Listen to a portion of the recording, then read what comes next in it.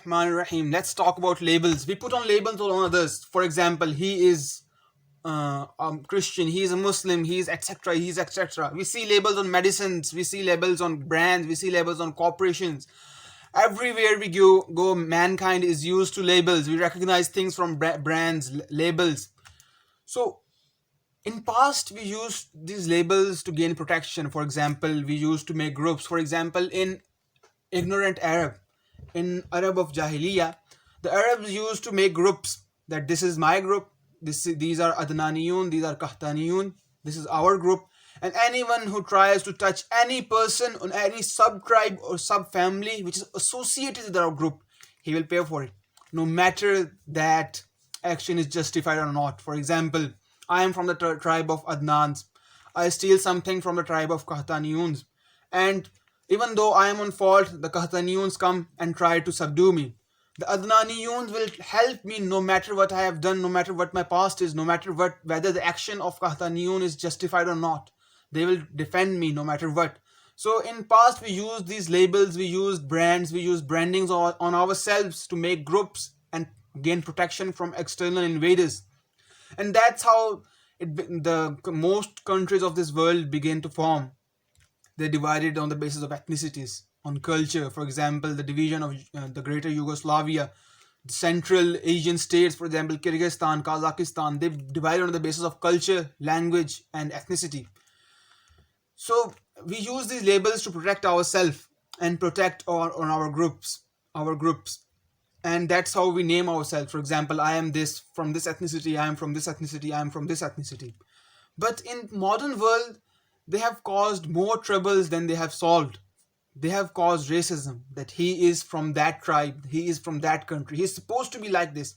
He's from Pakistan, he's supposed to be a terrorist. He's from India, he's supposed to be cheap, he's supposed to be vulgar. He's from America, he's supposed to be arrogant, he's supposed to be obese. He's from West, he's supposed to have modern, liberal and obscene values. He's from Middle East, he's supposed to have traditional, old and cheap values.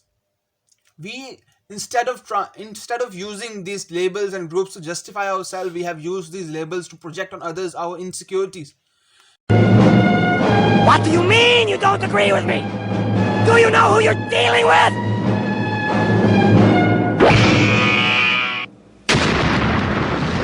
We have used these labels to hate each other instead of helping each other. We have used these labels to cause more violence than we can afford. So, even though our brain is wired in a way to use labels to protect ourselves, to gain safety in numbers, we are using it to cause harm in numbers.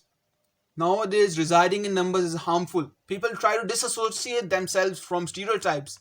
For example, a person who is raised in a Muslim family in Pakistan, he will try to prove that he is not so much of a traditional. He's not a fundamentalist.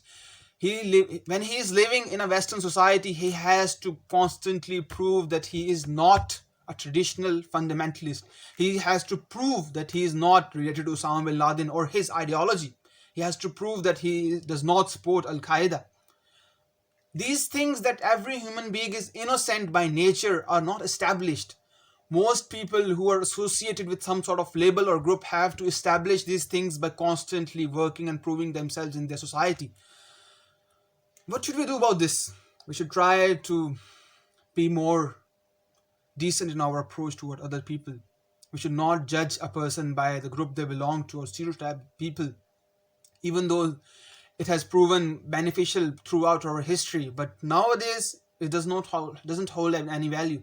In the neo-globalization of the world, under the layer of internet, under the guise of internet, we are assimilating with each other.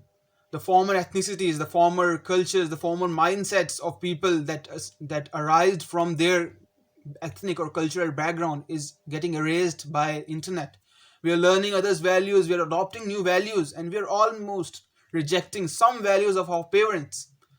So avoiding these things is better for our generation. And I think and I hope that our generation learns to avoid these things so that we can avoid racism in larger sense and prevent the harm that is caused from thousands of years of learning of labeling and group psychology of human beings.